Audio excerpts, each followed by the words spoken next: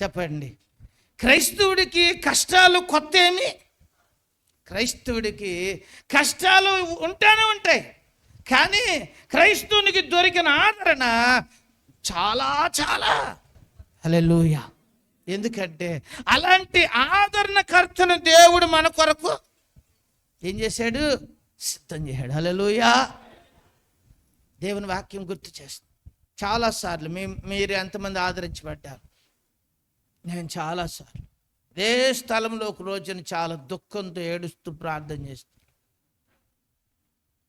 ఒక చెయ్య వచ్చి నా భుజమే పడి, భయపడకో నేనున్నాను కదా, పని నాది అన్నాడు. పని అప్పుడు ఒక విశ్వాసులు 10 మంది తప్పిపోయిన వాళ్ళని చూసి చాలా బాధేసింది. ఎంతో కష్టపడ్డాం, పరిచర్యలో అభివృద్ధి చెందుతున్న సమయంలో ఇంత జరిగింది అని బాధతో ప్రార్థన చేసినప్పుడు దేవుడు నాతో మాట్లాడింది, భయపడకో పని నాది అన్నాడు. ఎవరో అన్నప్పుడు నాకు ఎంత ధైర్యమో, ఆ యొక్క బాధ అంతా పోయింది.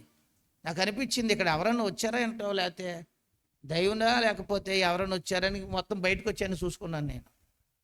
అర్థం మీకు ఇక్కడ అంటే దేవుడు ఆదరించినప్పుడు ఒక తేలిక వచ్చేద్దాం మనిషికి, మొత్తం అసలు ఫ్రీ అయిపోతాం. ఎంత కష్టమైనా కూడా క్షణాలలో మనుషులకి ఏమైపోద్ది, చాలా తేలిక. హల్లెలూయా. అలాంటి ఎన్నో సందర్భాలు నా జీవితంలో ఎరుగుతును.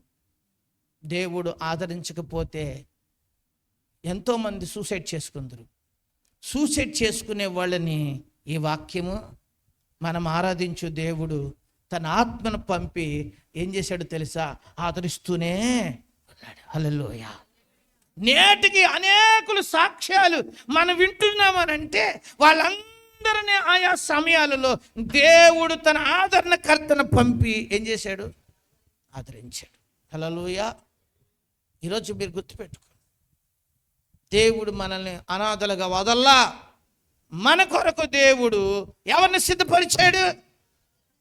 ఆయా సందర్భములో వాక్యముతో ఆదరిస్తాడు, సేవకుల ద్వారా ఆదరిస్తాడు, ఆయన తన దూతను పంపి ఆదరిస్తాడు.